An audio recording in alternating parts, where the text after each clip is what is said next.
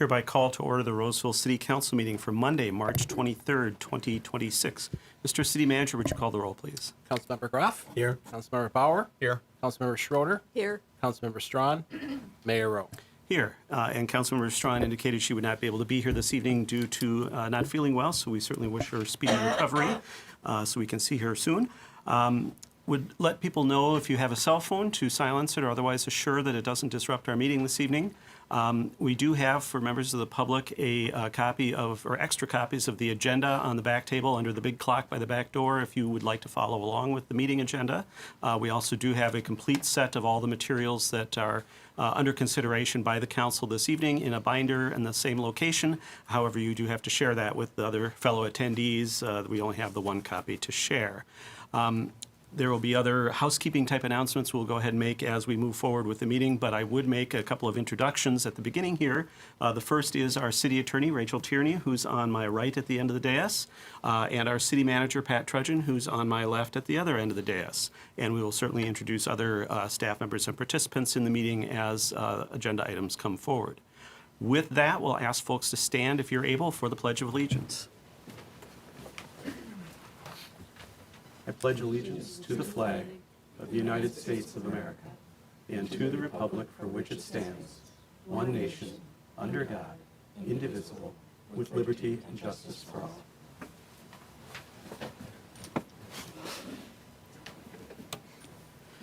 All right, next on tonight's agenda is consideration of approval of the agenda, and as always, we'll begin by checking with staff to see if there are any staff-initiated changes to the agenda this evening.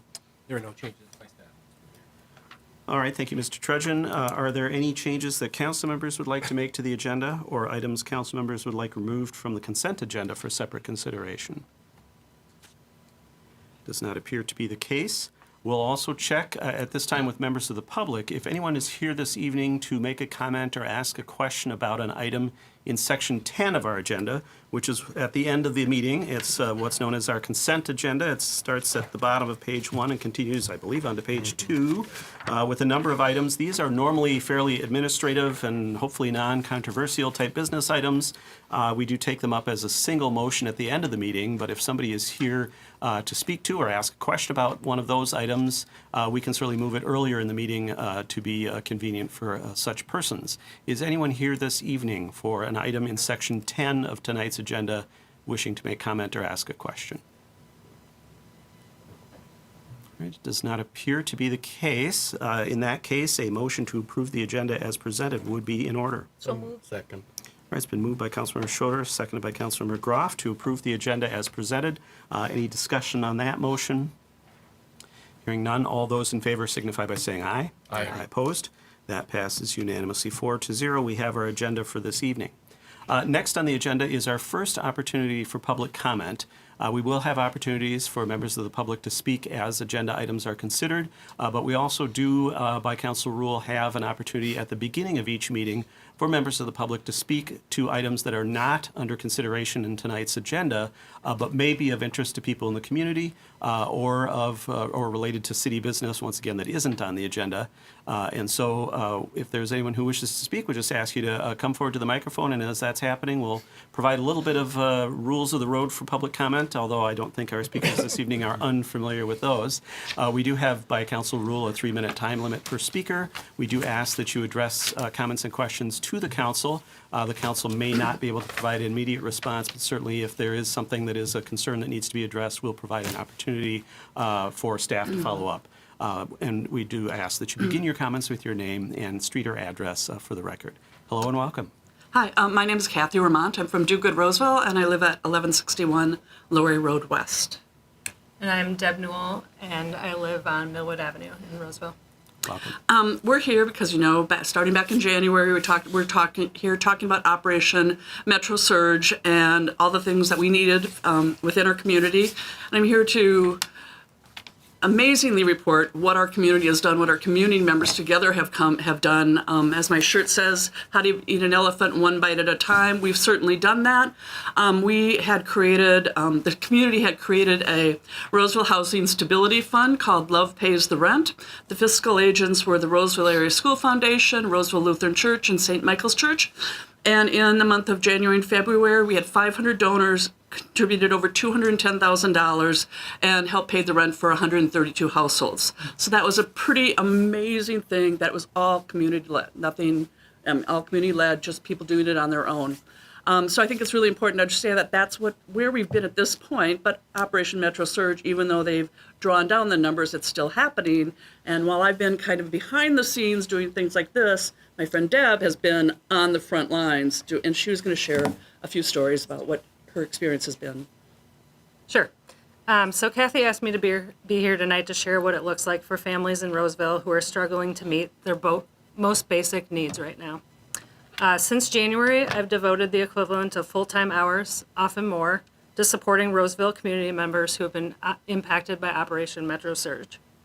The work has included daily bus patrol, on-site observation, delivering food and essential supplies, helping with laundry, providing rides to work and medical appointments, coordinating with property management so residents' concerns can be addressed, responding to emergencies, connecting residents to employment, legal, tax, and other resources, and organizing community support efforts. Much of this time has focused on approximately 50 households in one location in Roseville. I am just one of the hundreds of volunteers that have been involved, which speaks to both the scale of the need and the community response that we've seen. Through this work, I've seen firsthand the significant unmet needs in our community, particularly those related to rent, utilities, food, employment, and transportation. I want to share a few brief examples to help illustrate what this looks like in real life for Roseville community residents.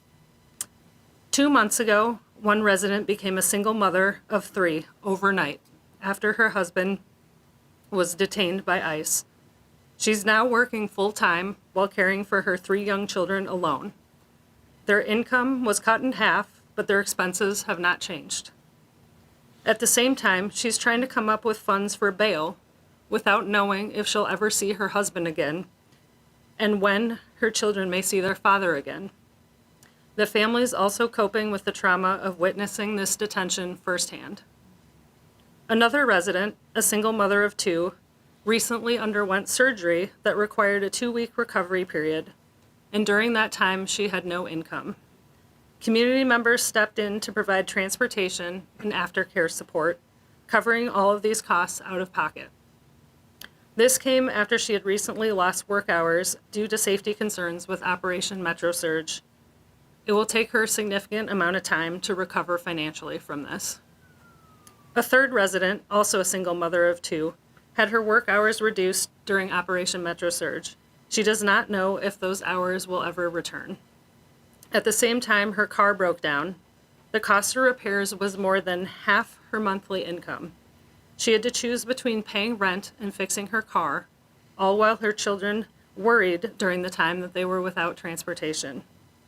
Even doing laundry became a challenge, as significant ICE activity near the nearest laundromat made it feel unsafe to even go there.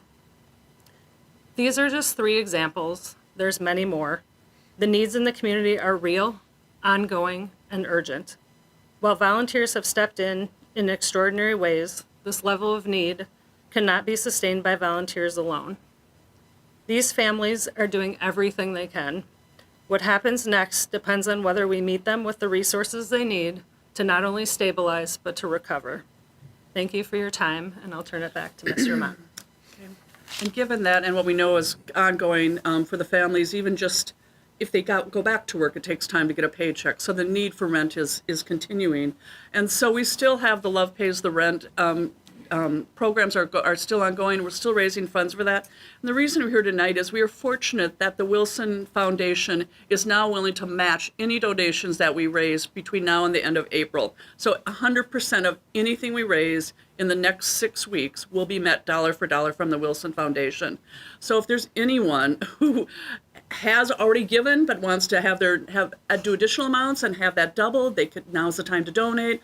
or someone that has just thought about it, hasn't really gotten around to it, knowing how real the need is and how many volunteers there have been in the community doing everything they can and volunteers paying out of their pocket to help support those efforts would be really important to us. So we have here a flyer, but it's also on the Do Good Roseville website, which dogoodroseville.com. Under immigrants, you'll see this flyer and links to these donations, and it's also on the Do Good Roseville Facebook page. So we're just hoping that other people that maybe haven't been on the front lines, maybe haven't been engaged in this, will understand that Operation Metro Surge is not done. It's reduced, but it's not done, and the damage is going to be going on for many, many months for these families. Thank you. Thank you. Appreciate the information and the generosity of the community. It's very impressive to see the numbers that were raised in the last 2 months, so thank you. Thank you. Thank you. Is there anyone else for general public comment this evening? Hello and welcome. Thank you. Good evening. My name is Donald Galt. I live at the corner of Herschel and Schreier here in Roseville. We've been here, it's actually 33 years this coming month that we've been here. And I'm here this evening to tell you I've never been prouder to be a Roseville resident than I am now. What you just talked about, what our community has done, stuns me every day. But I'm really here to talk about what you've all done and to thank you for it and really acknowledge. You know, sometime in the heat of all the work that we do, it's easy to miss the real power of what's been done. And what you've all done as local government is amazing to me. I worked in local government on the county level for over 30 years. And one of the things that I can say with authority is that local government was not designed to respond to what you have been responding to and what we've all been responding to over the last few months. The fact that you were able to pull this city together and do the work that you have done to make a true difference in people's lives is truly amazing. And I just really want to thank you for that. When I think of what you wrote, I just want to read a couple of words that you all wrote on January 26th of this year when we were at the height of what was going on and the fear of what was going on and the unknown of how this was going to play out. You said that the actions of DHS and the support those actions receive from elected and appointed federal government officials undermine at best and violate at worst the rights and values guaranteed in our Constitution. Then you went on to say, this community belongs to everyone who calls it home. And you ended by saying, we unequivocally condemn the dangerous, divisive, and deadly actions of DHS and demand that these actions stop, not just in Roseville and Minnesota, but across the nation. Again, when you signed up to be the mayor of Roseville and the city council of Roseville and the city manager of Roseville and the attorney for the city of Roseville, this probably wasn't on your list. When you interviewed the chief of police to take her job, I don't think one of the questions was, how would you respond if this community was invaded by masked people that were being paid for by the federal government? That was not on the list.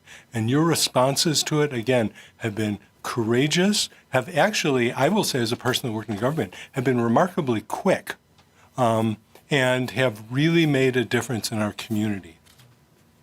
As I said, I've lived here in Roseville for 33 years, but I grew up in the city of Chicago, and I just want to show you this picture, and I hope if you all can see it.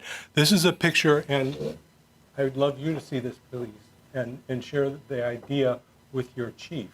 This was actually at a protest march in downtown Chicago in, I think, June or July of 1968. And you all will remember what happened in August of 68 at the Democratic National Convention. The mayor of the city of Chicago had issued a shoot-to-kill order that year. And my mother took me when I was 11 years old and my sister, who was 13, to a protest rally that had received sanction by the city in downtown Chicago. About 2 minutes after I took this picture, these police officers pulled out their billy clubs and started chasing us down the street and beating people. So when I think of what you've all had to absorb about the fear and anger from this community, because I sat through all these meetings and you all listened very attentively as people shared their fears and their anger about what was going on here. And a lot of it ended up being directed toward you, which you accepted, even though it wasn't about you. And so, again, I want to just close by again saying thank you to each of you. This is an amazing city.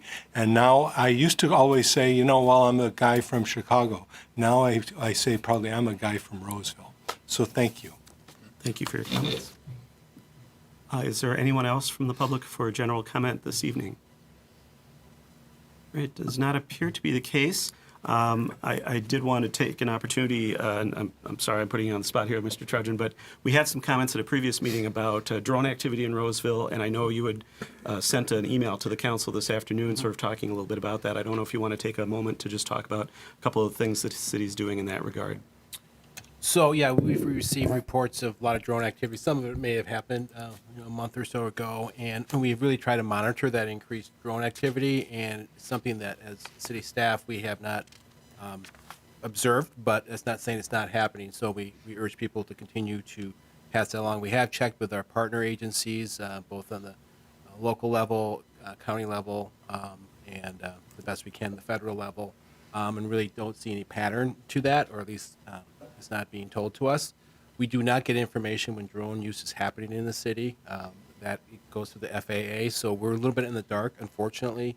I did reach out to Representative Betty McCollum's office this afternoon, just express that we're hearing a lot of these concerns, and for transparency's sake, as part of the legislative package they may be considering, might be some more transparency for local levels of government and the general public to have a better sense of when drones are operating in a community, and perhaps there's some central database or something like that. We also, unfortunately, as we learned through Metro Surge, if the federal partners aren't working with us, we are in the dark as well, so that's a little bit of a challenge. So it's very frustrating from our point of view that we would certainly like to understand that a little bit better. We do have drones that we use on the police department, very guided by a policy, and we have a drone page on there.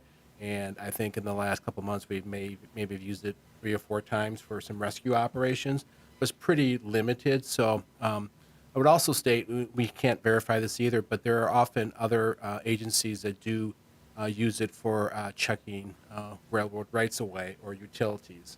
We haven't been able to confirm that either way, but that's also a possibility. So it's an ongoing mystery to us, and certainly we ask people to continue to share that information on that, and we'll try to do the best we can to learn what we can and share that when it's appropriate. Great, thank you, Mr. Trudgeon. I appreciate that. And I did want to just end sort of the public comment section this evening, reflecting on the comments we received this evening, again stating that it's amazing to me how this community has come together to help people. I think people that work in government also know that not only is government not always that fast to respond, but not always that effective, especially in a quick response. And it's mostly just because of how government is sort of set up to run. It's not super agile.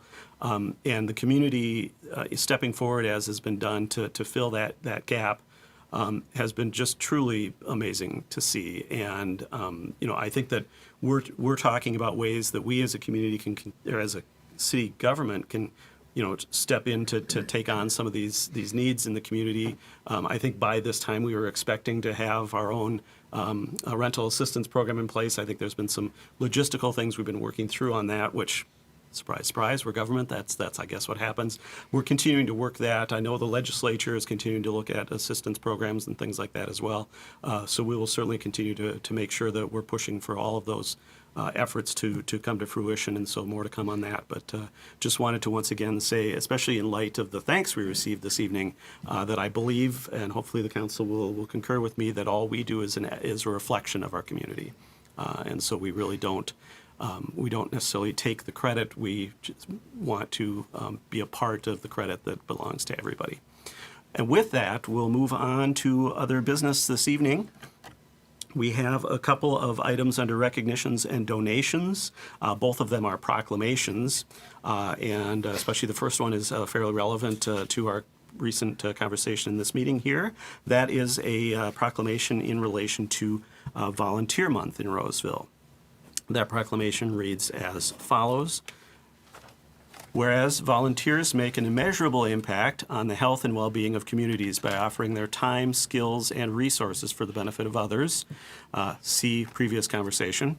And whereas City of Roseville volunteers contributed 6,045 hours of service in 2025, just city volunteers, which is the equivalent of 2.6 full-time positions at the city, helping to facilitate the city's innovative natural resources program, volunteering at community celebrations, including Rose Fest, Earth Day, and the Wild Rice Festival, to name a few, contributing time to public works initiatives, including Cleanup Day and Shredding Day, and helping to beautify our city at events including Blooming Boulevard and Arbor Day in Roseville. And whereas Roseville's vibrant network of civic and nonprofit organizations, including the Friends of Roseville Parks, the Friends of the Oval, Central Park Foundation, Roseville Police Foundation, and numerous others, also rely on volunteers to contribute to City of Roseville programs, parks, and our people. And whereas Roseville's strong volunteer ethic reflects Minnesota, which ranked third in the United States for formal volunteerism participation in recent measures, logging more than 110 million hours of service annually in the state. And whereas volunteers are essential in building stronger and more connected communities, creating lasting changes where people live, work, and play. And whereas Volunteer Month provides an opportunity to celebrate the impact people have when they use their civic power to support the causes they care about.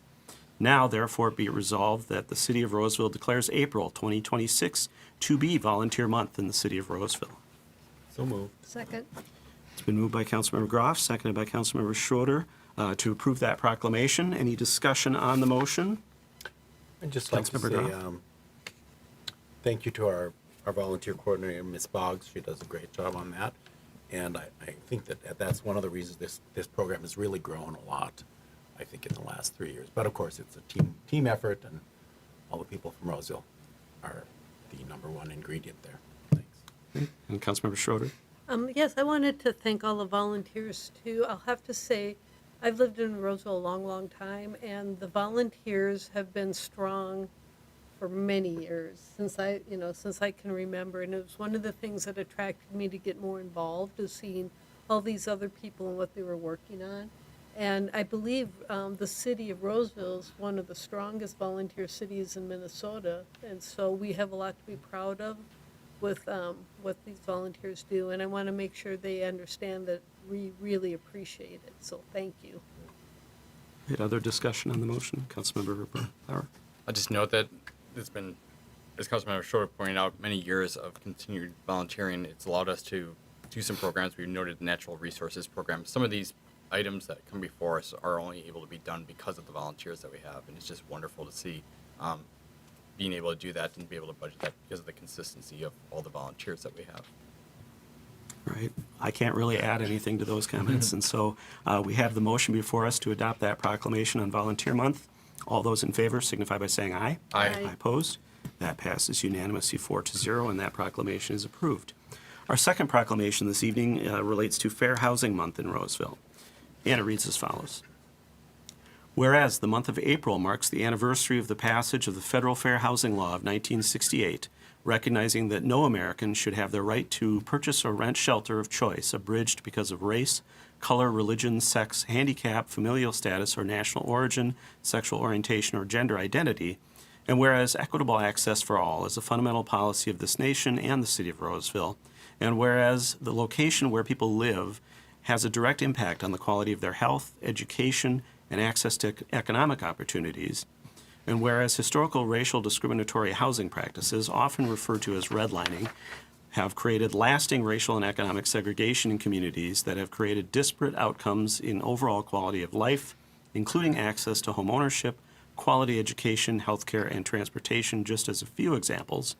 And whereas the City of Roseville, as part of its commitment to being a leader in creating a more just and inclusive community for all, passed a resolution on July 11th, 2022, joining the Just Deeds Project to help homeowners discharge discriminatory language from their property titles.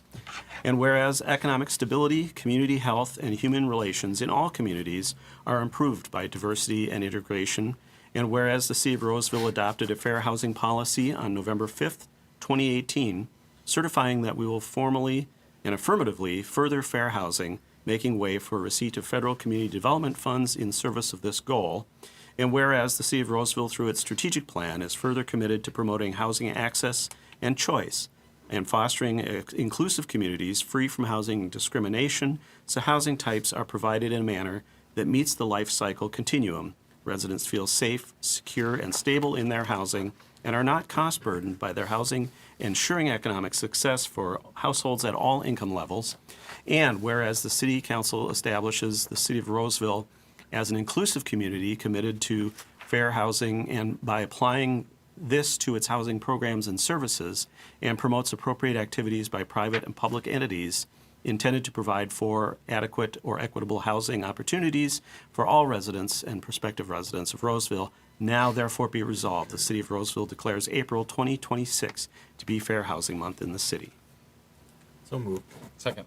It's been moved by Councilmember Groff, seconded by Councilmember Bauer.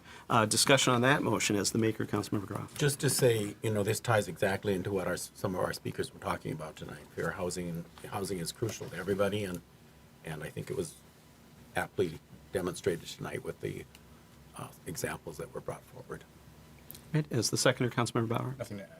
Right, other discussion on that motion? All right, hearing none. All those in favor signify by saying aye. Aye. Aye opposed. That passes unanimously 4-0. That proclamation is approved. That then brings us to our business items this evening. The first item we have under our business items, item 7A, is to consider a request to perform an abatement for unresolved violations of city code at 2165 Victoria Street North in Roseville. We have our codes official, David England, with us this evening to bring this before the city council. I'll turn it over to Mr. England. Thank you, Mr. Mayor, members of council. It's a property that has been before you at least 2 or 3 other times that I'm aware of for the same similar items, unlicensed inoperable vehicles.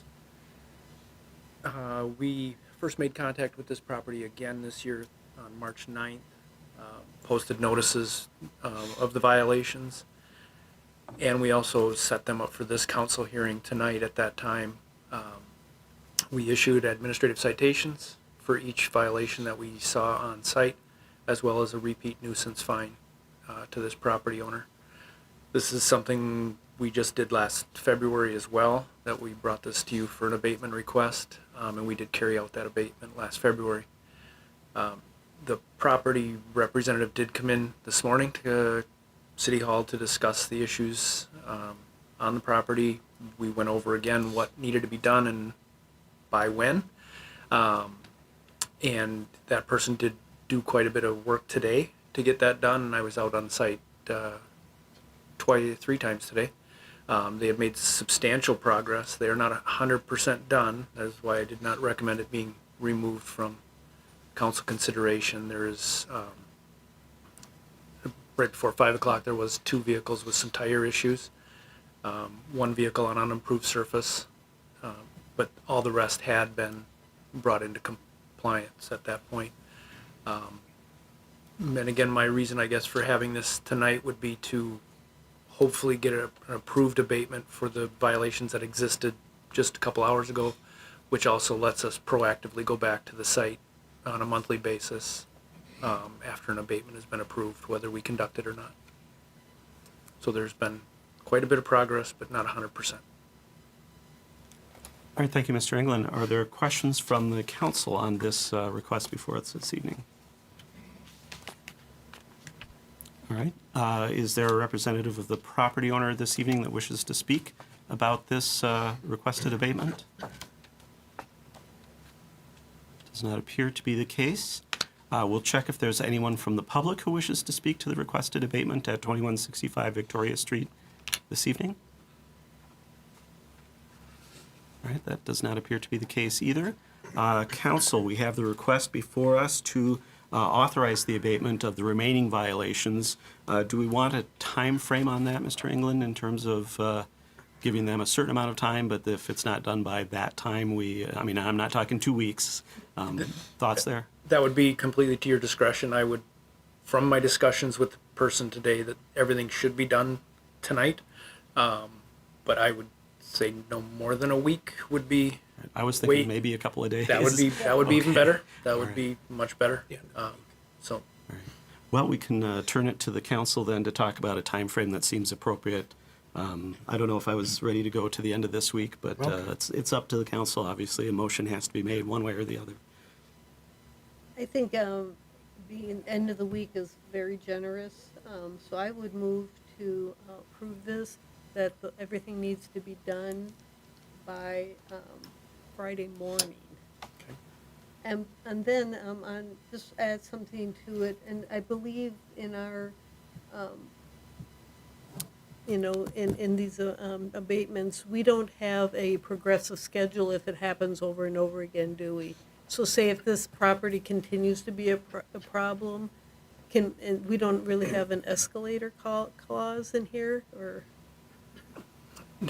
There is in city code, we can increase our fees, repeat nuisance to include actual staff time in addressing these concerns. We've never done that. This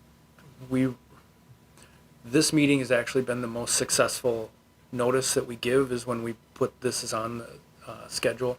The fees, in this case, the property owner pays them. They've never been assessed to taxes. They come in every fall and they pay what we've cited them for the previous year. To me, it doesn't seem the financial penalty is incentive enough for this person. It really seems to be the notice of these council meetings and with the council approved abatements, the follow through that you've given us to be able to do and remove the vehicles and remove the violations from the property. If I could add, so one thing we do have is a little bit progressive, maybe not to exactly your point. We do have the repeat nuisance charge, is what Mr. England was referring to. It's $250. So each time they have another call within a certain period of time, we charge them $250. There's an option to charge for staff time too, which we haven't done to this point. We also did do an administrative citation for $1,000 as well as part of this because of continued violations. And my understanding, both have been paid. Those have not been paid. Yet. The ones from last year were paid. Yeah. Second. Just a quick, we haven't got a motion quite yet, but what's the time frame for the required payment on these types of the repeat nuisance fee as well as the citation? 30 days, and then we send them to finance for certification of taxes. Okay, so if we were, I don't know, was the timing last year, you mentioned they were before the council, or it was scheduled before the council in February of last year, and you said they paid in the fall. That doesn't seem within 30 days if I'm doing my math right. We don't certify. I believe they're certified on an annual basis after September. I don't believe it's like a utility bill where it's quarterly. Oh. I believe the property abatement assessments are done once a year. So once it is certified to the property on the taxes, then they pay it before it's ultimately put on the taxes. Correct. I see, okay. So it's not, they don't pay it within the 30 days that we give them to pay. No. Okay. So I think I did move that we would approve this, and that needed to be done by Friday morning. 9 a.m. All right. And I just wanted to, because I didn't hear it as a motion, so Oh, thank you for yes. clarifying. Yes. And I would second that. All right. It's been moved by Councilmember Schroeder, seconded by Councilmember Groff to authorize the abatement if the property owner doesn't resolve violations before Friday morning. And can we amend that to include the staff time charges as well, if it isn't done by then? I think we need to clarify, so can the staff time charges be part of the cost of the abatement, or are you, I think I heard that was something that can be added to the repeat nuisance cost, so I need to have some clarification on that. Yeah, my recollection is on the repeat nuisance, Which we've already issued. Which we've already Which Which issued. would issue. Okay. But in future time, if because there may be a future opportunity to do that here, given the past history here, if you are okay with us doing that, we haven't talked internally how we would track that, but I'm sure it's pretty straightforward to track. I'd be good with that. Okay, and I would recommend that we follow up too on whether we can put those kinds of costs into the abatement as well. I believe we do some sort of like service fee on top of some of the realized cost, but I don't know if that adequately covers our staff time or not. So we may want to have some subsequent policy discussions about that. Yeah, I think Yes. so. I don't know if we can add that on tonight necessarily in this We can particular. follow up with some Okay, Okay, good. all right. Can we have 9 a.m. as the time on that? Is that okay? Before Just 9 that I a.m. like to- Friday? I like to make it specific for Mr. England. Okay. You don't want it to be 12:01 a.m.? Well, oh, I see. Mr. England, are you going to be out there? No. That seems reasonable if the maker of the motion is okay with that? I'm good with that. Okay. So the motion would be then to authorize the abatement if the property owner has not dealt with the remaining violations by 9 a.m. Friday, the 27. 27th. All right, discussion on the motion. As the maker of the motion, Councilmember Schroeder. As the seconder, Councilmember Groff. Well, I think it's good to have deadlines. So, and this is a problem. I mean, I'm glad that this will help you check on the property more often, because we know there are several of these in Roseville, but there aren't very many, and the less we have to deal with them, the better. But they do need a deadline, evidently, to get things done. So, I support it. Great. Other discussion on the motion? I think I would just add my prior comments from the previous time this was before the council, that it is a little bit of a perverse incentive that the cost of the penalties from the city of Roseville don't appear to be a disincentive or an incentive to use proper storage and rent the storage or find other means of doing this. And this continues to be an issue with some of these particular land use or code violations where people are using their property in a manner that isn't necessarily what our code allows under either the zoning and or nuisance code requirements. And it really should be the case, in my opinion, that it should be more costly to do it the wrong way than it is to do it the right way. So for our future discussion. With that, we've got the motion before us from Councilmember Schroeder, seconded by Councilmember Groff. If there's no further discussion, all those in favor signify by saying aye. Aye. Opposed? That passes unanimously 4-0. That abatement is authorized as outlined. Thank you, Mr. England. That brings us to business item 7B, which is to consider adopting an ordinance as well as a resolution relating to the land use designation as well as zoning of 3 parcels generally addressed as 1500 Highway 36 West, as outlined in the materials. And we have our city planner, Thomas Paschke, with us this evening to bring this item before the city council. I'll turn it over to Mr. Paschke. Welcome. Thank you, Mayor. If I could get the overhead, please. As you indicated, this is a comprehensive land use map amendment along with rezoning, and there's also another action that includes you approving plans that address a building meeting the special or object-oriented building that's allowed under the new zoning. Nevertheless, this is a project that is for the State Patrol for their first ever campus, if you will, so their headquarters building. And it comprises 3 parcels, commonly referred to as 1500 Highway 36, which is highlighted in red here. As it relates to the comprehensive plan, the current designation of the comprehensive plan is employment, and that, which is the light blue, and excuse me, core mixed use, which is in red. The proposal would change that to institutional, which is going to be this darker bluish color. The same is for the rezoning, if you will. So the rezoning is going to be a change from employment district, or E1, and core mixed use, which is MU4, to institutional, which is INST on our zoning map. And so they follow along comp plan and zoning together with their names. And so when we review comprehensive plan amendments, we look at a couple of things. But in this case, one thing we look at is beyond the use itself, is that this particular project would align best with the institutional zoning. And obviously there are other factors involved with the State Patrol facility. Those include security as well as limited public access. And so from that standpoint, didn't necessarily fit well within the employment district and under that guiding, as well as under the zoning. Now, as it relates to a comprehensive map amendment as well as a rezoning, there is an open house that's required. They conducted that. 7 members of the community did show up and chat with the group about the project. I don't believe that there was any negative comments. I think they were more interested in how the site was going to be redeveloped and then reutilized as the State Patrol headquarters. And then as it relates to zoning specifically, going from the employment district to institutional, there are some differences in code allowances, if you will, related to design standards and how the site would develop. And those have been provided to you in your report as it relates to, in essence, what this project wouldn't meet per se if it was built under the employment district.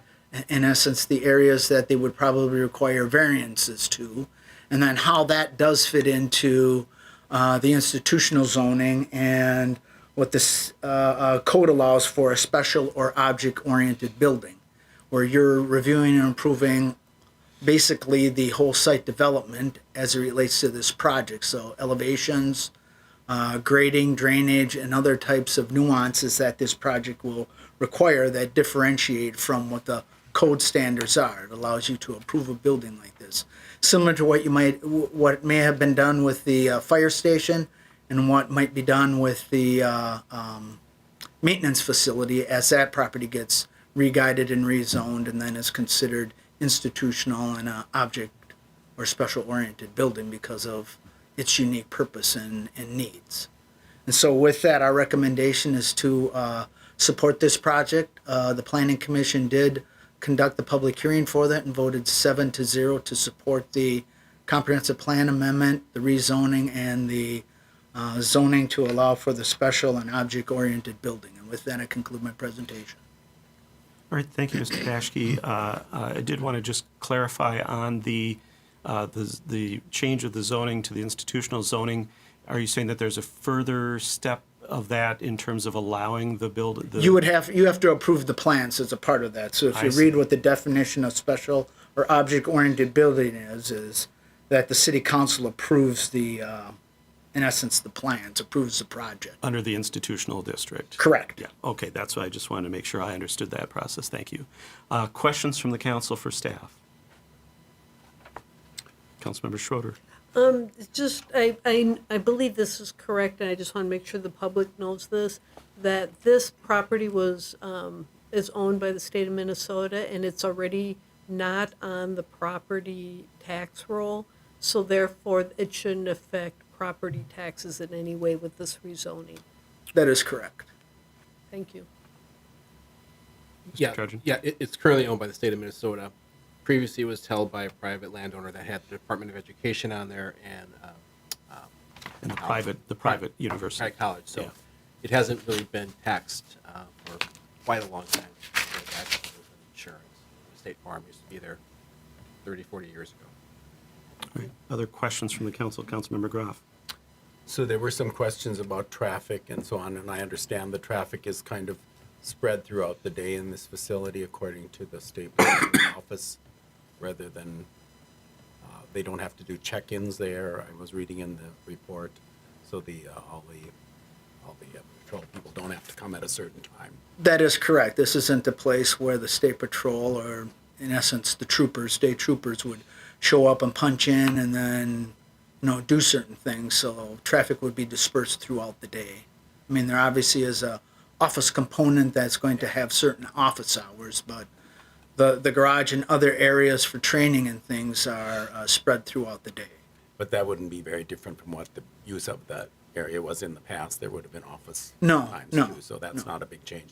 And then the last thing was the security type fence around the building was described as trying to be minimalized, but of course effective, so that they were not going to look like a fortress, hopefully. Correct. It's more decorative looking in nature. Thank you. All right, and that was actually going to be my question too, was on the fencing. It does still have to meet our code fencing requirements, I imagine. Well, that's one of the things that the object-oriented gets exception, right? around, if you Yeah, will, is yeah. to be able to build screen walls or, have salt buildings or those types of things as a part of it because they're unique features. They're not going to have that, but Right. fencing is the one that allows them to go 1.5 feet taller with their security fencing. Right, but I mean, I guess what I meant is that they just can't disregard other aspects of our fencing Correct. code. They still have to meet Correct. that. Okay. That is correct. All right, other questions from the council? All right, there was a public hearing before the Planning Commission, but we'll provide an opportunity for public comment this evening as well. So if anybody from the public wishes to speak to this proposed land use change for the proposed State Patrol headquarters in Roseville on that site, this would be your opportunity. We do have the microphones at the table to speak to, and we just ask that you come up and state your name and street or address for the record, address comments to the city council or questions. We have a 3-minute time limit per speaker, and if there are questions, we'll attempt to answer those once everybody has had a chance to speak. Is there anyone from the public who wishes to speak to this item this evening? All right, does not appear to be the case. We'll close the opportunity for public comment. And I did want to just check on, as far as council action, because this is a comprehensive plan amendment, I believe it does require the supermajority on that resolution. That is correct. And then the ordinance for the zoning could be a simple majority because that is not an upzoning, as I understand. That is it. correct. Okay. All right. And the ordinance does account for the object-oriented approval that we do have to make as well. Yes, I think it's listed in the Right. packet as Three three motions? actions. Okay. One is to adopt the adopt a resolution for the comp plan. One is to adopt the ordinance, and then the third is by motion to Just accept those approve plans those. and approve Yeah, that. okay, along got with- it. Thank you, appreciate that. So before us first is and we should do these as separate motions, I believe, the resolution adopting the change to the comprehensive plan land use guidance from the guidance prior used on the site to the institutional guidance. So moved. Second. All right, it's been moved by Councilmember Groff, seconded by Councilmember Bauer to adopt the resolution changing the comprehensive plan guidance. Once again, this is a supermajority vote requirement, which in the case of a 5-member council is 4/5. Discussion on the motion. Is the maker of the motion Councilmember Groff? No, that's pretty standard. We have to comply with the comp plan, so. All right, as the seconder of the motion, Councilmember Bauer? Nothing to add. Right, other discussion on the motion? Right, hearing none, all those in favor signify by saying aye. Aye. Aye opposed. That passes unanimously 4-0, meeting the supermajority requirement. Second, we have the ordinance which adopts the changes to the zoning code for the site. So moved. Second. It's been moved by Councilmember Schroeder, seconded by Councilmember Groff to adopt that ordinance. Discussion on the motion, Councilmember Schroeder as the maker of the motion. Councilmember Groff as the seconder. Other discussion? Hearing none, all those in favor signify by saying aye. Aye. Opposed. That passes unanimously 4-0. That ordinance is approved.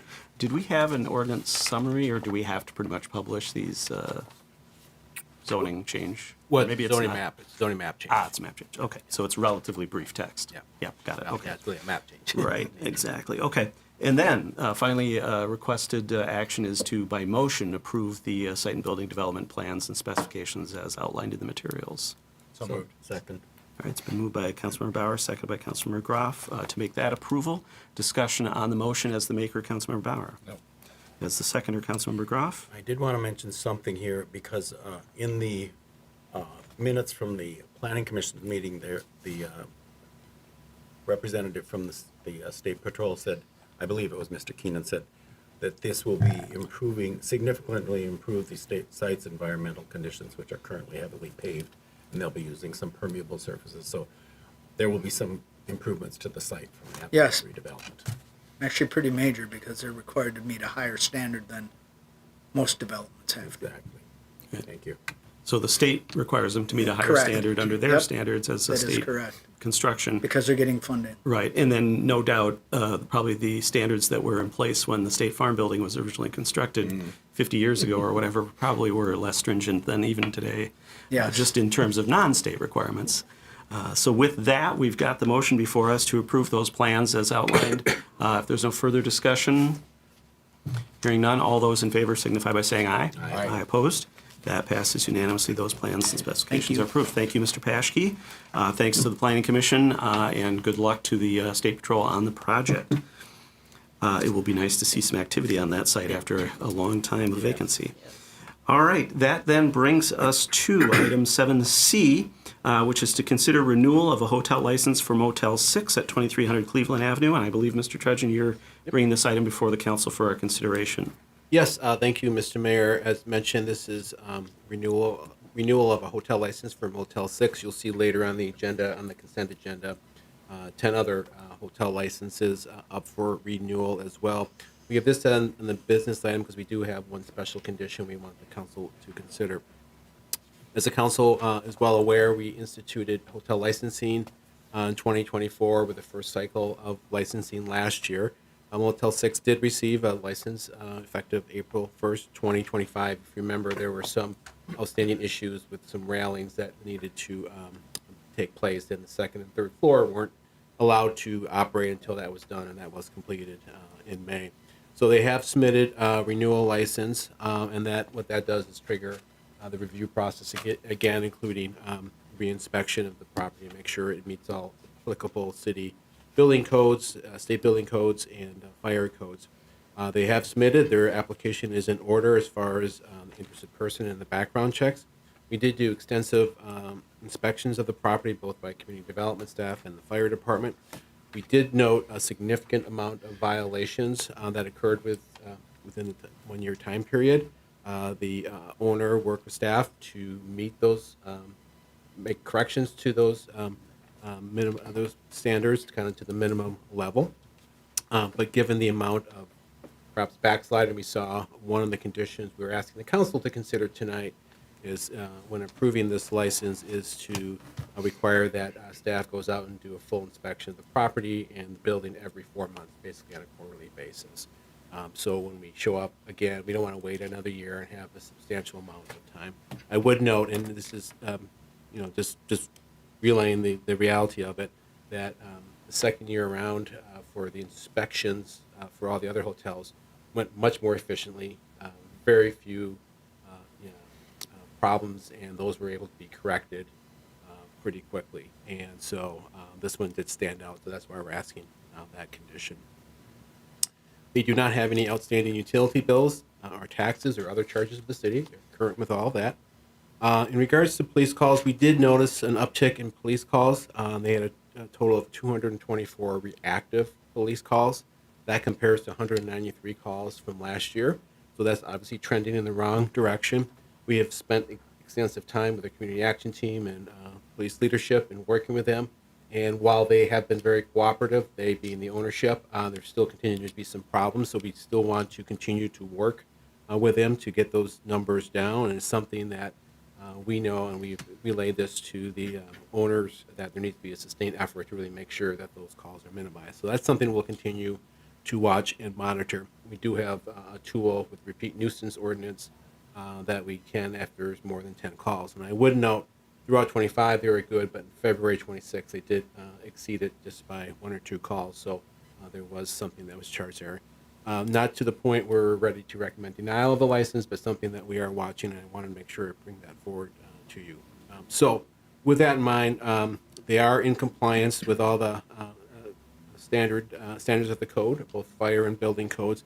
So we do recommend approval of this license, subject to city staff inspecting the property every 4 months. There's a resolution in your packet that outlines that condition there, and in the packet is lots of information about both the inspections and the things that we worked on, as well as the police calls and how that stands out differently from other hotels as well. So with that, I will stop my presentation. Be happy to answer any questions. We do have staff here that can answer any specific questions about the hotel. I'm not sure if the hotel owner is here or not. So hotel owner? Yeah, okay. All right. So- All right. Mr. Trudgeon, questions from the council? Councilmember Bauer? Thank you.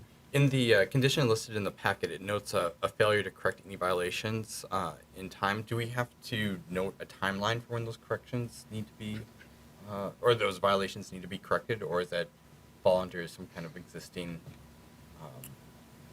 municipal code already? Well, I'll try to answer it the best I can. I think it's going to probably depend a little bit on what the violation is. If it's something quick, we can do that. If something more substantive, we might want to take some more time. I think it's going to depend on the violation. I think what we want to do is see compliance happen, so we want to make sure there's an adequate time. If that's not done to satisfaction, that's something then we can then bring forward to the council for your consideration to do that. So I can't say everything's going to be 30 days or 2 weeks. It's going to depend a little bit. And so that would be deferred to staff to determine when the violation Right. needs to be corrected. Right. Oh, thank you. All right. Councilmember Schroeder? Yes, so this inspection every 4 months, that would just be for this year.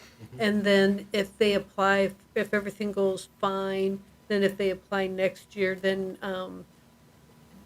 this wouldn't automatically go with it. It would be just for this year that this would happen unless we specifically add it again, correct? Yeah, so currently it would just be for this license period. We'd have to consider that again next year. And if, I suppose if there's been really no issues and things have been upkept, that wouldn't be the concern we would have at all. But this would just cover this this next year from April 1st, 2026 to March 31st, 27. Okay, thank you. Great. Councilmember Groff. And so on the 4-month inspection, we would send people out again, and if there were issues, then they would be notified and given a certain period of time, depending on the type of work to be done, to try to keep them on track is what I'm kind of Yes. gaining from this information. Yes, correct, Councilmember Graff. So when we go out there, the owner and the manager is walking with us, so it's Okay. kind of a group conversation. And quite a lot of things can be fixed relatively quickly if they're noticed. But what we want to make sure things aren't let to languish for a long period of time, and then just the amount of violations are so much it's really hard to do. I will say that the owner we do have a good relationship with, and they do work hard to make those corrections. We just want to make sure that it doesn't get to the point where it's so many violations when we do the annual inspection. I think a lot of our inspections in the other hotels were half hour or so. This took many more hours. So it's just and something that can be prevented if there's just on top of preventative maintenance and making sure the standards are met. So we just want to make sure we can be there to help them. Yeah. Stay the course there. Follow up. The last question would be, can you tell us what the nature of the 225 calls are? Are they domestic? Are they drug use? Are they robbery? Are they? I don't have that breakdown, Councilmember Graff. I think it's probably a combination of, and remember, for domestic calls, and domestic violence calls, we don't count that as Okay. call, Yeah, I because we agree. want people to Thank be you. safe. But it could be anything from disturbances to trespassing to drug use to theft. I'd have to look at that breakdown. There's probably a variety of those things. Okay, thanks. Right. I did have a question too in terms of the 4 inspections or the 3 inspections, I guess, every 4 months.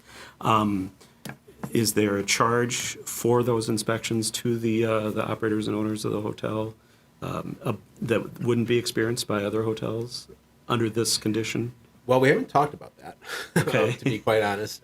So at this point, no, I don't think we were expecting to have All right, there's not something already in our fee schedule for these types of inspections in the middle of the year. I don't believe so, no. Okay, I just wanted to be sure because one of the questions I could see being asked is, are we treating this license for this hotel differently in a way that's more than just additional scrutiny, but in a way that might be deemed as additional cost or burden to this particular hotel? And I don't know if they would have grounds against the city for something like that, and I'm not suggesting anybody pursue that, but I just wanted to have some understanding of to the extent we have thought about that or have an understanding of that we're not putting ourselves in a difficult position in being able to enforce that. So that was the purpose of that question.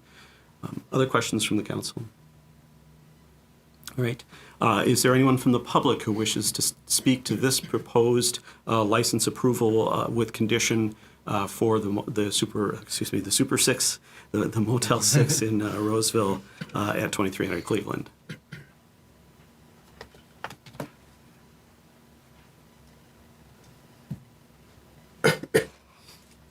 Hello and welcome. Hello.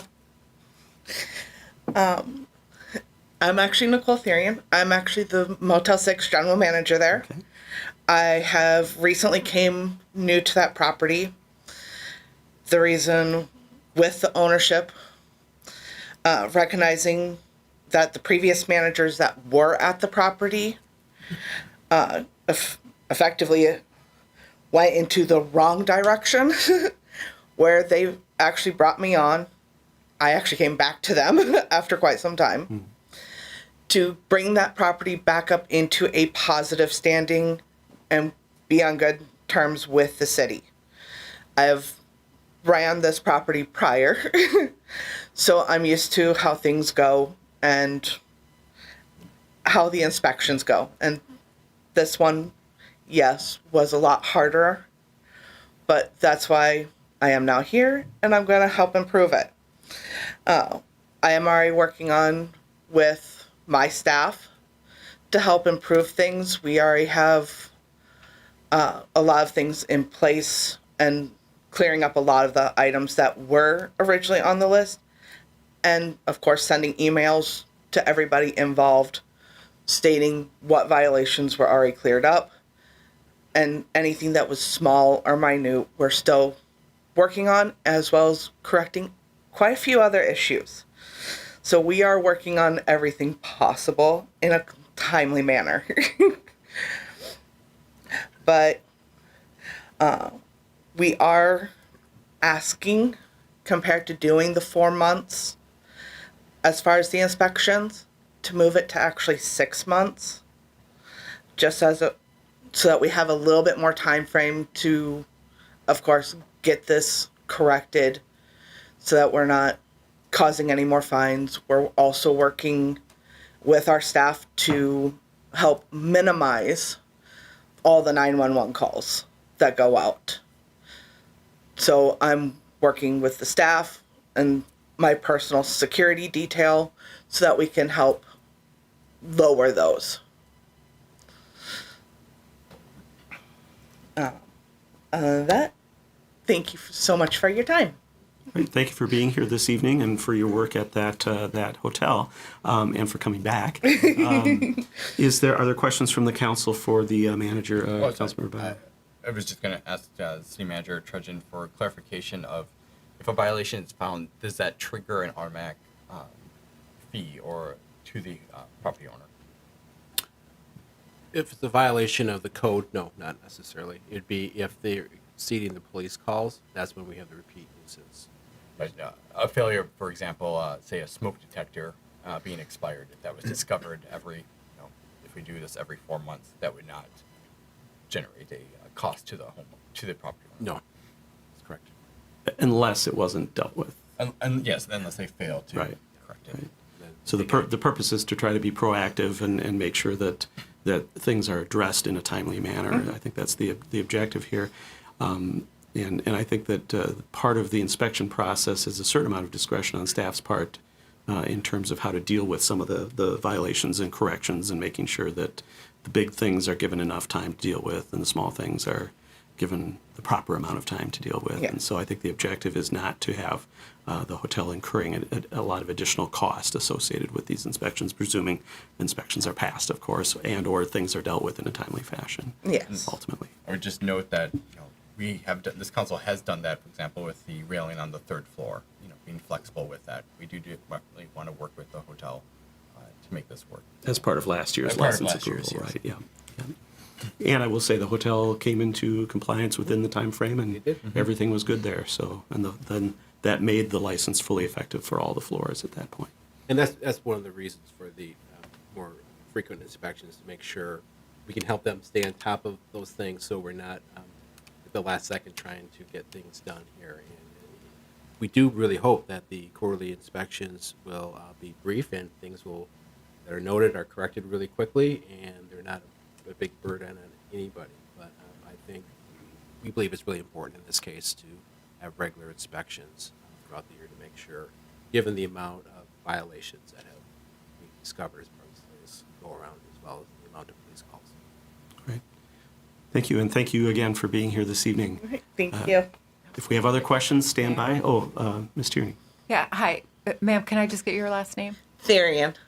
I just wanted to clarify, you're here on behalf of the Motel 6? Yes. Okay, since we have someone appearing on behalf of the Motel 6 before you today, there's 3 recitals in your resolution. The 3rd recital requires that we provide notice to the Motel 6 and an opportunity to be heard on the license condition. And since she's here and has had that opportunity to be heard, I think we can eliminate that 3rd recital.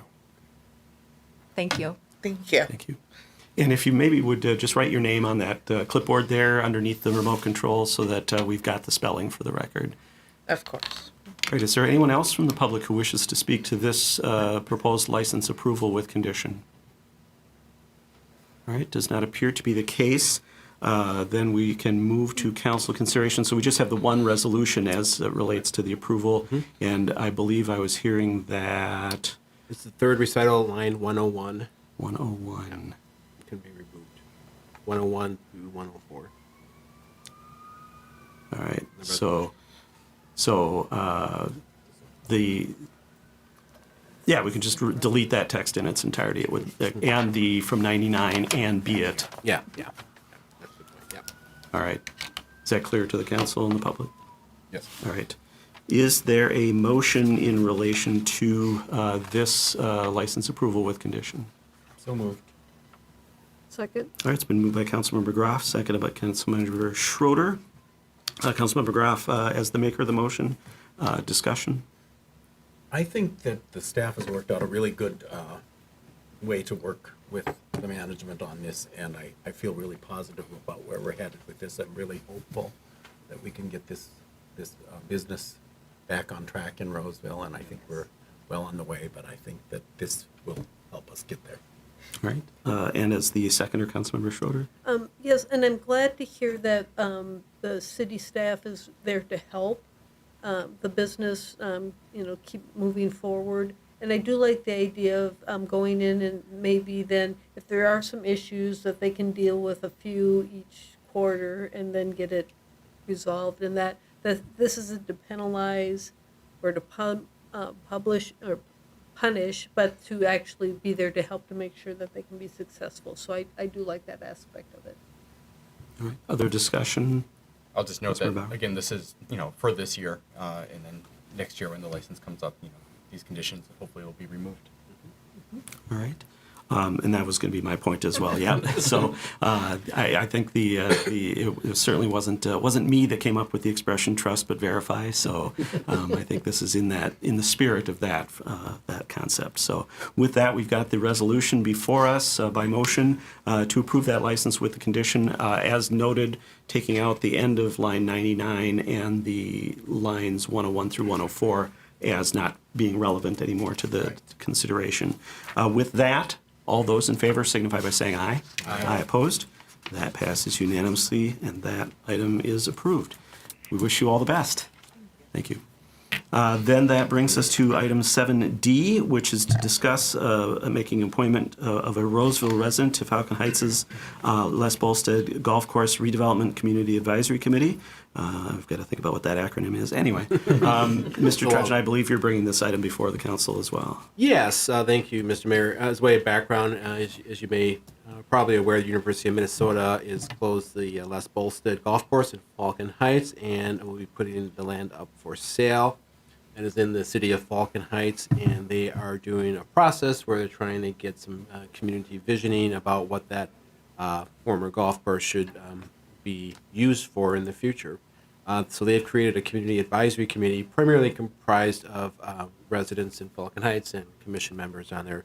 But they have asked for a representative, since it borders several cities, a representative from the city of Lauderdale, city of Roseville, and the St. Anthony neighborhood of St. Paul. They are looking to start the Community Advisory Committee meeting sometime in April, although talking to the administrator, that might be pushed back later in April, but very soon, meet on a monthly basis for 18 to 24 months. And they've asked the Roseville City Council to appoint a resident there. I'm not sure if I have a really great recommendation on how to go ahead with this process. I know there's been interest expressed by some people already for that. This is not something that would directly report to us or have any formal relationship with us. So my only thought is that if we were to look to do a process, it would be something that'd be efficient and not take up a lot of city council time. And obviously probably have somebody that lives close by to that direct area. But I'm really open to conversation, so I'm curious of maybe how the council wants to approach it, and we can go from there. So that's what I know. All right. Council members, questions or thoughts to staff? Councilmember Bauer? Does it need to be a process, or could it just be a direct appointment? Well, I think everything needs to be a process of one sort or another. Well, I guess a direct appointment is a process, but something more than a direct appointment. Yeah, of course, I'm not envisioning a lengthy, like a commission interview process. I think that there's better ways we can spend our time, to be quite honest. But I'm not sure how we get to consensus for us to appoint somebody.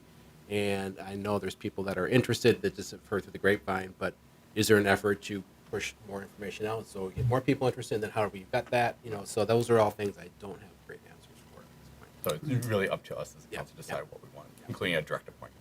We, Thank we you. actually have some authority on Yeah, this. yeah. Oh, wow. Councilmember Groff. Well, my concern is the timeline. I did know about this for the last couple months because some of the council members from Falcon Heights were asking me about it, but we had a lot going on here, and so we weren't really able to bring, I didn't feel it was appropriate to bring it up at that time. But I have had some interest from people who live in that very area bordering it. And one of the parties is Julie Grape, and she's an attorney who has done some work. I think she's the chair of the Friends of Roseville Libraries, the library, and also she lives right across Roselawn in the condos. So she's interested. She's an attorney. I think she'd be a good possibility, unless the council would want to expand it. But I have been asking around, and people find out it's a monthly meeting, and that's a time commitment, and you need to have someone who's kind of ready to go rather than get a big learning curve, in my opinion. So that's I would put her name forth if that was an agreeable thing to the council. I could support that. I'm going to be not quite prepared to do that Sure. yet. First of all, I did want to ask staff, so when we've made, so the stakeholder group for the maintenance facility, that was pretty much a staff process and finding interested parties. And I don't know if you can talk about, was there any kind of application and or staff review of applications and or personal connections with the folks that were interested? Yeah, so for the stakeholder group, the large chunk of those people are serving on commissions already, and they have commission self-appointment. We had 3 citizen representatives, and so those were both information was put out, solicited personally, and applications were filled in, kind of like, hey, why are you interested in this? So in that case, it worked out where we had very few citizen applicants. We had 1 person on Grigg Street. The commitment from the management of the apartment buildings to the north, although Still working. so that hasn't produced attendance, but and then also a business owner on Lexington and a resident on Lexington. So it kind of worked out pretty well. We didn't have 20 or 30 applicants either, so it was pretty easy to vet that out. But that was all done internally by staff and trying to get representation best we could. What was the timeline on that process? A couple months maybe tops. It wasn't this urgency because we didn't know we weren't going to meet until late January. So in the fall we did that. So it wasn't as urgent as it is now. And then on the MAC appointment process, that's a very staff process as well for the police department. Is there still some kind of application that's done and connection with staff and the people that are interested, or how does that process work? Yeah, it's a good question, Mayor. I'm not sure if there's a specific application. I think it's more reaching out to people and people contacting us, and it's kind of more the merrier. If you're interested in serving time, you're welcome to attend. So I'm not sure there's a formal interview process or application process. It's kind of more organic. I think a thought that I had in this regard, and certainly I'm only one of 4 council members this evening, is that perhaps a process that involves some outreach to the community, some ability for interested parties to connect with the city and express that interest, but perhaps that it's a staff process of taking those into account and perhaps bringing forward a recommendation to the council, or a couple of recommendations for the council to choose from at, say, our first meeting of April or something like that. I don't know if this timing is going to work, but it's a thought, because I want to make sure that we do a process that is respectful of people that may not be aware yet of this activity in Falcon Heights and that might want to be participating in it. And I understand that there's been some informal behind the scenes conversations with individuals, but I don't necessarily 100% feel comfortable that that's the process and that's the extent of it. That's my only concern there. But I'm certainly open to more thoughts from the council in that regard. Councilmember Bauer. Yeah, could you expand, what criteria then would you suggest staff use to decide then in that case? Between two, Yeah, the amount of interest a candidate has, or what would you guide them with? I think that may have to be sort of an open-ended thing at this point, and I'm not sure that otherwise, I'm not sure that we want to get into like an interview process where the council is holding interviews at a council meeting and making an appointment on that basis. So I don't know if it's a situation where maybe the staff is able to bring forward 2 or 3 possible candidates and the council makes a choice or something like that based on the materials and any narrative from the council, from the staff, if that's something staff is interested in doing. I don't want to put Mr. Trudgeon and his folks on the We will do on the whatever spot. you want, of course. Yeah, I think it is a little bit of a challenge in how do you grade or select anybody without some criteria. Well, Eventually it's gonna now be you pushed- know what we deal with on our, Right, our right. commission appointments all the time. Yeah, so eventually it's going to have to be pushed back to you if we could bring forward some names and give you some background on it. But that's helpful for the deliberative process. What is the proposed outreach approach, and how do we do that in an efficient way to get that done in the next week? Well, I think that timing is going to become an issue too, and I can't remember our meeting times in April, although I see them April on the 13th. screen next to me. So the 13th, April 6th, 13th, 20th And the is when we 20th. do our budget stuff. So we're working Yeah. as well. They did propose the first meeting as April 15th, from what I had heard. Now, maybe Presumably if maybe they're- they'll move it back. yeah. But So I think, and so April 13th is 3 weeks from now, more or less. And of course, the 8th is 2 weeks from now. So perhaps, an outreach would be some fairly straightforward things. I mean, through perhaps our email means, perhaps a post on that neighborhood's or those neighborhoods next door sites, and outreach to maybe the Roseville Reader people to get it into their circulation. That might be the extent of it.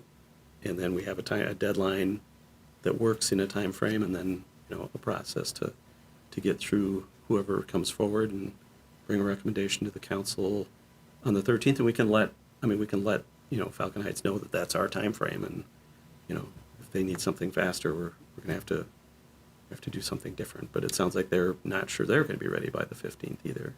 I think we have to also be respectful of the people who are going to volunteer for this. Mhm. They aren't going to be able to say, "Oh, in 2 days we have a meeting. I can fit that right in my calendar." People have My only, lives. I'm sorry. No, go ahead.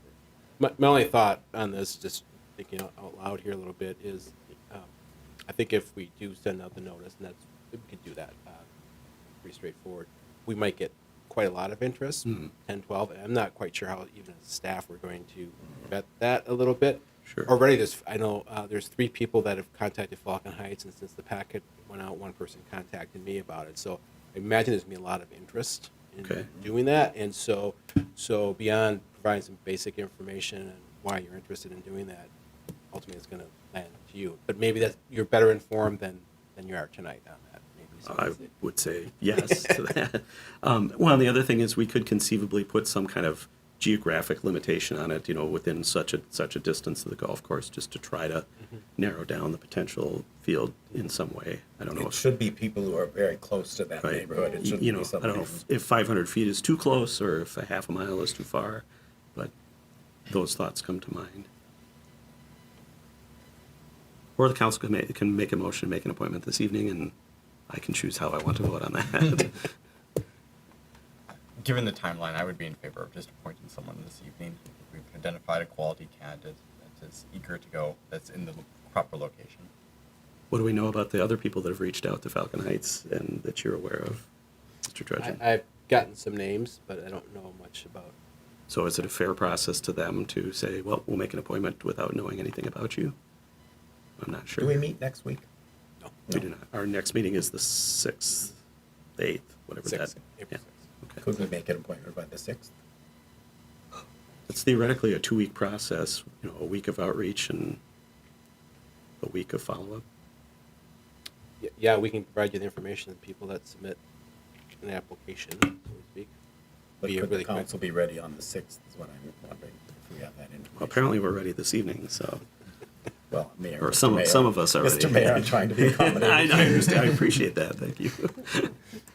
I would make the commitment to be ready on the 6th if we Okay. need to. How's that? See, this is part of my day job, so I know. I have deadlines.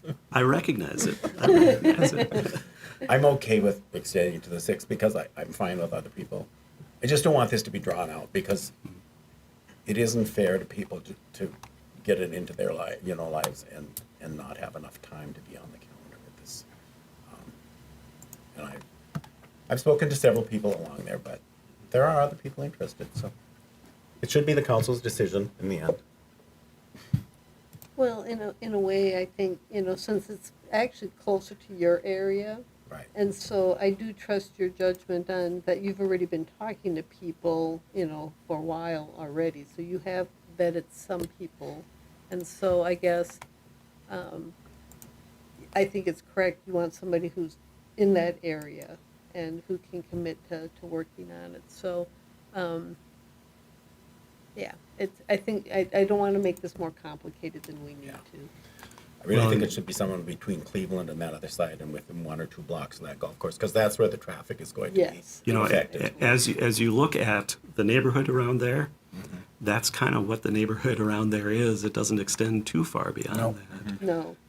I have to zoom out a little bit on my map here, but Well, I of course like my candidate, but I'm also interested in what the mayor's talking about, at least making, putting that out there so that people, maybe there are other people. I don't know everyone in the area. There are other people. And maybe we should look at them, but I don't want it to be drawn out. I do want us to have someone on board, and I want to give them adequate time, be respectful of their time, whoever this candidate might be. So I would want us to commit to having a decision by April 6th. so it appears to be, we're talking 3 streets, east-west streets between Midland Hills and Rose Lawn and west of Cleveland, basically. If we limit it to that, that's not a super huge number of households, so hopefully So that's a would we reasonable just put number of out a people. notice to just those houses? Well, we could put out a quick postcard. Yeah, Oh, yeah. And then push it through other channels, of course. Sure. But, yeah, but I think the postcard would probably be the best, Yeah, if we're easy willing enough to do that, I do. think yeah, that's then we have an reasonable. online Yeah. form. They can go to the website, Yep. fill up basic Yep. information, why they Yep. want to serve. And we Something- can leave it to staff discretion to put the questions on the Yeah, application. yeah, I think it's a simple question. Yep. Tell us why you're interested. Sure, Yeah, I think there's just one question. that works. Okay. But also their time commitment. Yeah, I we do should want make them it to be clear aware. what- We'll provide some background on what this is about. Yeah. Okay. We have some material from the Vulcan Night, so. Okay, we'll go forward with that and bring it back on the 6th. And you all make that decision. Do we need a formal motion? Is the council comfortable with, well, put it this way, is there any objection to that approach? Hearing no objections, that is the direction of staff then. I did forget to provide an opportunity for public comment. Was there anyone from the public who wished to speak to this item this evening? All right. Sorry about that. With that, then, that brings us to our consent agenda. We don't have any other items under minutes or anything like that. Mr. Trudgeon. Yes, control room, could I have the computer screen?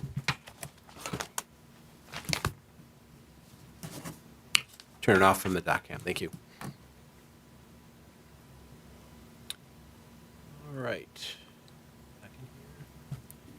So for the consent agenda, we have item 10A, which approves payments in the amount of $974,943.33. Item 10B approves expenditures for new carpet tile at the park buildings at Autumn Grove, Lexington, Oasis, and Sandcastle Parks, the purchase of a high-output debris blower for the Cedar Home Golf Course, and a mulching attachment for a Bobcat skid steer to help with year-round storm damage response, right-of-way clearing, and storm pond maintenance, as well as the purchase of ammunition for the police department for training purposes. The next 10 items are hotel licenses. Item 10C approves the hotel license for Courtyard by Marriott at hotel at I got the address wrong there, I'm sorry. What does it say? 2905 Center Point Drive. Item 10D approves the hotel license for the Fairfield Inn and Suites, 3045 Center Point Drive. Item 10E approves the hotel license for the Hampton Inn at 2050 Iona Lane. Item 10F approves the hotel license for the Residence Inn at 2895 Center Point Drive. Agenda item 10G approves the hotel license for Home to Suites Hotel at 2020 Iona Lane. Agenda item 10H approves the hotel license for the Country Inn and Suites at 2470 Snelling Avenue. Agenda item 10L approves the hotel license for the Doubletree Hotel at 2540 Cleveland Avenue. Item 10J approves the hotel license for the Avid Hotel at 2015 Center Point Drive. Item 10K approves the hotel license for the Key Inn at 2550 Cleveland Avenue. And agenda item 10L approves the hotel license for the Holiday Inn Express at 2715 Long Lake Road. And that is the consent agenda. All right, thank you, Mr. Trudgeon. Is there a motion on the consent items? Second. Moved by Councilmember Groff, seconded by Councilmember Bauer to approve those items. All discussion on the motion? Hearing none, all those in favor signify by saying aye. Aye. Opposed? That passes unanimously. Those items are approved. That then brings us to the future agenda review. Mr. Trudgeon, once again. Yes, I did make some updates here from the packet. So on the next meeting, April 6th, we'll be taking up the item Falcon Heights, but we'll have the Climate Equity Action Plan update. We'll consider the PUD cancellation for Centerpoint, consider a minor plat for 2816 Oxford Street and a short-term rental for 419 Judith Avenue. And I do want to schedule a closed session to consider the real estate transaction with the VFW regarding the parking lot. We do have the appraisal in, so we'll be bringing that forward for your consideration and discussion about making an offer. Reminder, on April 8th, we have ethics training. The official training starts at 6 o'clock. There is some pre-6 p.m. festivities with food, but also some training for new commissioners and chair and vice chair training. April So- 6th, we'll be adding that item in that we just spoke about. Yes, and the Falcon Yep. Heights. Yep. The April 13th, we're looking to have a special EDA meeting. We have a development agreement for the Hyde development. This is the PIC property, as well as accepting a grant for Environmental Response Fund for Ramsey County to help with the cleanup on that property. At the regular meeting, we will look to approve the public improvement contract with the Minnesota State Patrol project, as well as an encroachment agreement for that development, and also receive the city grant applications update. On April 20th, we talked a little bit about this last meeting, is a time we're going to have a work session, and I think it was decided to do it off-site. I would propose having it at the fire station training room right here on campus. They have really good AV situation if we need to use that, but it's a good space to use, where we want to talk about budget drivers, levy drivers, and the strategic plan. Just have a work session with the department heads and the city council. I think what was left undetermined is what time we would start that. So maybe I'll put a pin in that you guys can come back to. I just want to mention April 22nd is the Roseville Business Connect. It was mentioned to me that actually our newsletter says April 23rd, which is the wrong date. So it's still on a Wednesday morning, so I just wanted to call that out. We'll have some real estate folks talking about the commercial and residential real estate market here in Roseville, Minnesota. That meeting. So back to the 20th. We as staff obviously can start earlier in the day, but I know you all have schedules that might lead to that. So what start time would you like to have? Do we need to have Councilmember Strawn able to weigh in on that? think we Can we do. can we have staff reach out to the council on some proposed times and see if we can get some feedback that way? That might be the most efficient way to handle it. From the group assembled here, is how early is too early? You're thinking like 4 o'clock early? 6 a.m. is too early. 6 a.m. is way too early. 16 is way too early for me. Anytime during the day, it works just fine. So there's no Okay. too early for me. Okay. I can be flexible. Okay. All right. Well, I'll send that on an email with everybody, and you can let me know. Okay. All right, Great. very good. Any council member initiated items for future meetings or any communications, reports, announcements? Councilmember Schroeder? I just wanted to, we talked about this earlier and figure out when we could put this in, is to revisit the abatement discussion on repeat properties and possibly looking at how we can incent people to do this better. So I'd like to see this get added sometime to our council calendar. We should put it on the old back page Yeah, list. anyway. Here, We you still can have have that, this yeah. to I remind think I me. have one too, but I'll Okay. Other, Councilmember Bauer? Yes, much is happening at the Capitol. Quickly, I will note that the Senate committee advanced some changes or an amendment to their LAHA and SAHA. The more important thing there is extending the deadline for local governments to spend funds by 2 years. Now, this is just out of committee. Much can be happened, so don't read into it, but just know that this is one of the things that's coming there. Who knows what's going to happen, what will happen in committee, but as I find out, I'll let you know. Yeah, when they get to the full house, it'll get shortened. Something Shortened from something what will it is happen. now, yeah. All right, thank you for that. Other reports, announcements? I think the only thing I was going to note, and I don't know if this needs to be an agenda item, but as you noted early in the meeting during the public comment section, I did ask Mr. Trudgeon for an update on that item from a previous public comment. And I recall that I think at one point when we were talking about the rules of procedure, wondering if we wanted to formally add that as an agenda item under that public comment section as sort of follow up on prior public comment if need be, if there's none, that can go quickly, or if we just kind of make that a practice when necessary to add that in there. I don't know if council, we can have a discussion about that at an appropriate time, since this isn't an appropriate time for a decision about that, but council members can think about it, and we can figure out if it needs to be up on a future agenda. I'm not sure I'm ready to request it formally, so more to come on that. Drone activity?